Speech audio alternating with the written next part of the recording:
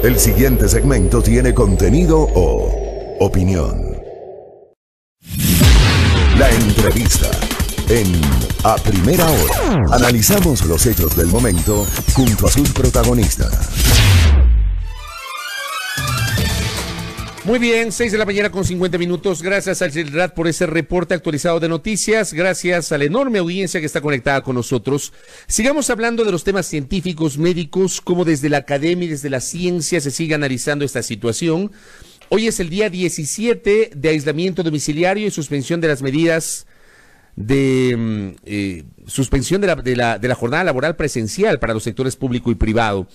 El doctor Rodrigo Enríquez nos atiende, él es especialista en salud pública de la Universidad de las Américas. ¿Cómo le va? Bienvenido, buenos días, qué gusto. Hola Fabricio, buen día y saludos a toda la audiencia. A ver, quiero una opinión suya sobre el anuncio de ayer. Se habla de que mantendremos esta medida de aislamiento hasta el próximo 12 de abril, es decir, cumpliremos para esa fecha poquito más de 3 semanas de la aplicación de esta medida de restricción asociada al estado de excepción y al toque de queda. El día 13, se nos ha dicho, se va a aplicar una suerte de semáforo que va a depender mucho del número de contagiados y de la realidad de cada una de las provincias y cantones del país. ¿Cómo está la evolución del coronavirus COVID-19 en el Ecuador desde su óptica? ¿Es adecuado lo que se ha anunciado, doctor? Bueno, en primer lugar hay que decir que mientras no podamos detectar adecuadamente quién tiene y quién no tiene la enfermedad ante la falta de pruebas disponibles de manera masiva, tendremos que mantener estas medidas de confinamiento en domicilio y suspensión de la mayoría de actividades. Por lo tanto, desde esa perspectiva, hay que mantener el aislamiento en casa. Lo que hay que tomar en cuenta también es que para muchas comunidades es sumamente difícil mantener el confinamiento en casa cuando tenemos gente que vive en pobreza, gente que puede estar hacinada, gente que vive del comercio informal o de lo que vende día a día y que por lo tanto si no sale a vender algo simplemente no come. Por lo tanto, para que cualquiera de estas medidas sean exitosas, hay que considerar también en dotar de alimentos a los barrios más necesitados para que puedan mantener una cuarentena, si no dentro de casa, por lo menos dentro del barrio como una especie de cuarentena comunitaria. Si no hacemos eso, en las próximas 2 semanas va a ser muy difícil que ciertos grupos de la población puedan mantener la cuarentena.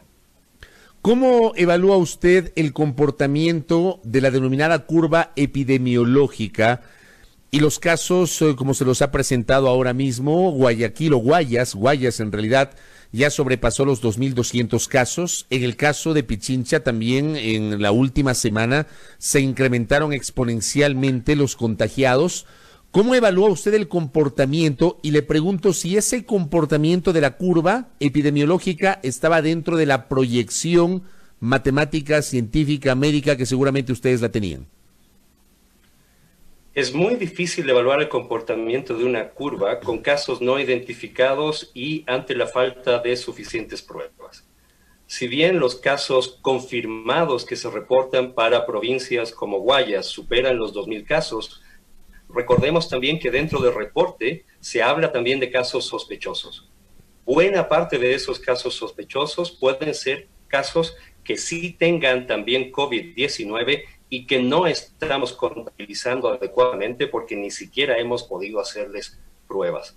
Por lo tanto, hacer cualquier tipo de proyección basados en información incompleta, basados en información en la cual no podemos identificar adecuadamente los casos, sería una irresponsabilidad.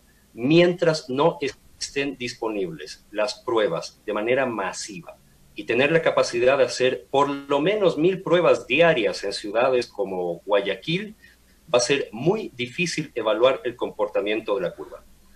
Además, hay que tomar en cuenta que buena parte de las personas que pueden estar infectadas no tengan síntomas o tengan síntomas muy leves y que probablemente ni siquiera las estamos contabilizando. Yo creo que el número de casos que hay en provincias como Guayas, por lo menos el doble o el triple de lo que está reportado en la de estadísticas oficiales, y mientras no masifiquemos las pruebas, no vamos a poder tener una idea de cuál va a ser el real comportamiento que tiene esta epidemia en el país. A mí me parece absolutamente importante, algunos oyentes inclusive comparten este punto de vista, que alerta a nuestro invitado, Rodrigo Enríquez, especialista en salud pública de la Universidad de las Américas. A ver, según información oficial emitida ayer a las 11 de la mañana, hasta la fecha se han tomado 9.604 muestras para COVID-19. 3.163 casos confirmados, 3.302 con sospecha, 3.139 descartados. Quisiera que hagamos, doctor, una relación entre ese número de pruebas, 9.604, con estos dos parámetros, 3.163 casos confirmados y 3.302 casos con sospecha. ¿Podemos hacer una relación entre el número de pruebas y estos dos parámetros? Por supuesto. Hay que ser muy cuidadoso con cómo se están reportando los datos. El hecho de que hayan 9.604 muestras tomadas para COVID-19 no significa que se hayan procesado y que se conozcan los resultados de ese total de pruebas. Lo cual quiere decir que es muy probable que de esas 9.604 muestras tomadas hay una gran cantidad que todavía deben estar esperando siquiera por ser procesadas en el laboratorio y saber cuál es su resultado. Y eso es lo que hace que tengamos pocos casos confirmados, es decir, 3.163 casos confirmados, y que hayan todavía una gran cantidad de casos con sospecha. Más de 3.000 casos con sospecha significa que probablemente en esas personas todavía no tenemos resultados de pruebas, aunque les hayan tomado una prueba. Hay algunos parámetros internacionales en los cuales se dice que el ideal sería tener alrededor de un 10% de casos positivos o confirmados en relación con el número de muestras que se tomen. Aquí estamos hablando de un 30% de casos confirmados con un poco más de 9.600 muestras, lo cual quiere decir que la cantidad de muestras procesadas y la cantidad de muestras de exámenes tomadas en la población sigue siendo insuficiente. Y por eso yo mencionaba que con estos datos es sumamente difícil hacer proyecciones porque estamos hablando de datos que no reflejan la realidad. Ayer nomás, por ejemplo, doctor, el ministro de Salud Pública, el doctor Juan Carlos Ceballos, reconoció públicamente que efectivamente hay un subregistro. Lo que dijo textualmente el señor ministro de Salud ayer, aceptó que hay un subregistro y dijo que según estudios internacionales, en un periodo de 120 días, un 60% de la población llegará a contagiarse. Por lo tanto, las cifras oficiales no son un reflejo real de la cantidad de enfermos que existen en el país. ¿Qué le parece a usted esta declaración del ministro de Ceballos en el sentido de que hay un subregistro y que en un periodo de 4 meses, 120 días, un 60% de la población llegará a contagiarse? Respecto a la primera afirmación, estoy totalmente de acuerdo con que hay un subregistro. Yo creo que hubiera sido muy interesante reconocer ese subregistro y el retraso en la capacidad de procesamiento de muestras desde el inicio, porque si no, no se genera una sensación de urgencia en los tomadores de decisión para que puedan apoyar de gran manera el aumento en la cantidad de pruebas. Recién en esta semana están llegando ya importaciones.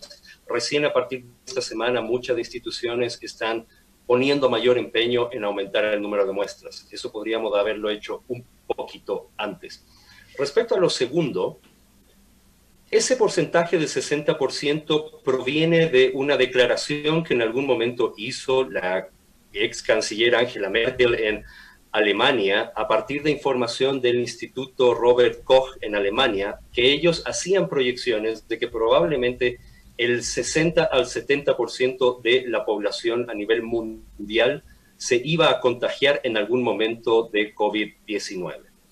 Estoy de acuerdo con esa cifra, pero el objetivo y lo que queremos lograr es que ese contagio se dé de manera distribuida a lo largo del tiempo, es decir, ir retrasando en la mayor cantidad de tiempo posible esos contagios que van a ir apareciendo en la comunidad para que permita que nuestro sistema de salud, que ya tiene poca capacidad de respuesta, pueda de alguna manera soportar el embate del número creciente de casos que vamos a tener en el país en las próximas semanas y meses. Hay que tomar con cautela ese tipo de cifras porque provienen de proyecciones matemáticas y que van a cambiar dependiendo de cuál sea la capacidad de respuesta de los países.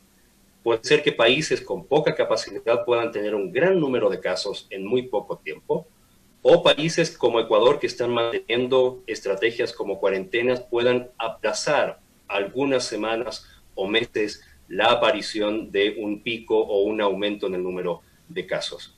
Pero coincido con que es evidente el subregistro y mientras no hagamos mayores esfuerzos por detectar casos, va a ser bien difícil poder adoptar medidas adecuadas para controlar esta epidemia. En estos 17 días de aislamiento domiciliario, creo que los ecuatorianos hemos cambiado en gran medida nuestras lógicas en casa.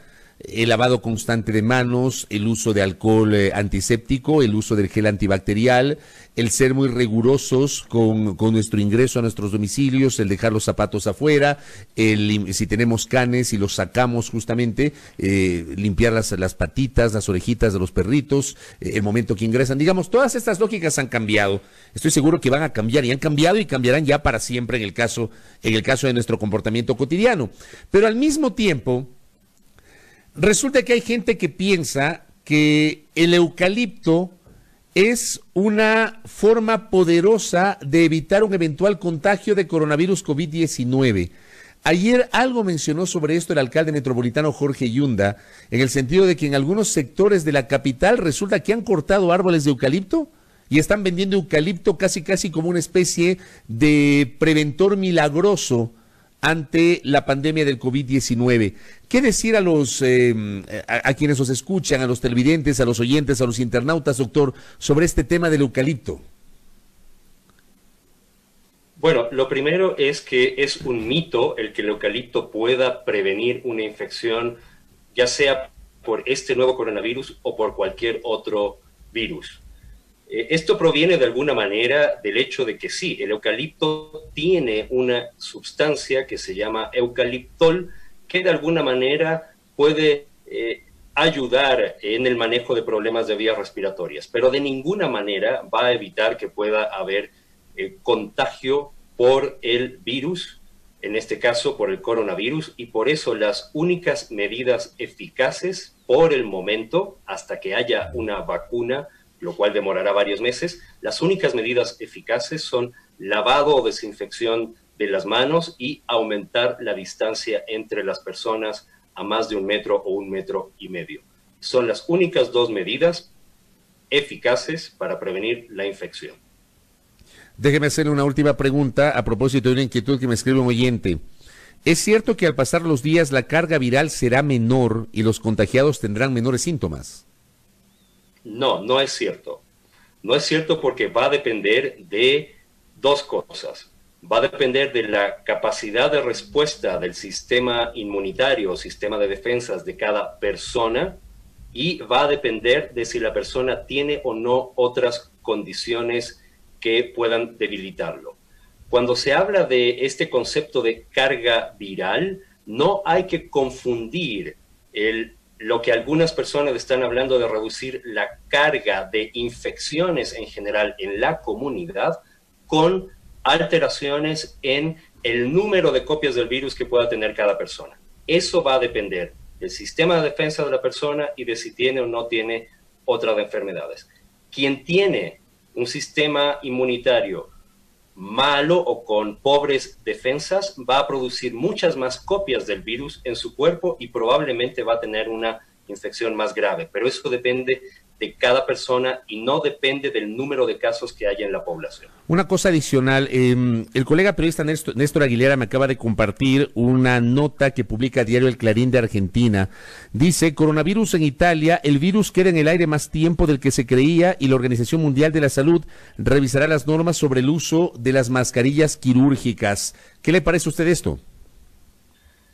Independientemente de que pueda probarse o no algún tipo de transmisión por vía aérea, es decir, que el virus pueda persistir varias horas en el ambiente, personalmente me parece adecuado el uso de mascarillas básicamente por 2 razones.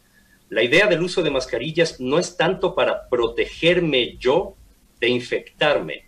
El uso de las mascarillas es adecuado porque si yo estoy enfermo y tengo síntomas leves o no tengo síntomas y podría estar eliminando el virus cada vez que hablo, toso o estornudo, usar por lo menos una mascarilla quirúrgica puede reducir la posibilidad de contagiar a otros. Desde ese punto de vista, yo sí podría entender una recomendación de empezar a masificar el uso de mascarillas, pero no cualquier mascarilla, porque una mascarilla de tela común y corriente u otras de fabricación casera no logran evitar que las pequeñas partículas que uno elimina cuando habla, tose o estornuda sean filtradas adecuadamente. Correcto. Doctor, gracias por su aporte. Seguramente lo volveremos a convocar para que siga con sus comentarios científicos desde el punto de vista de la academia tan valiosos que nos enriquecen y enriquecen también la necesidad de información y de comunicación de nuestro público. Muy amable. Encantado. Gracias al doctor Rodrigo Enríquez, especialista en salud pública de la Universidad de las Américas.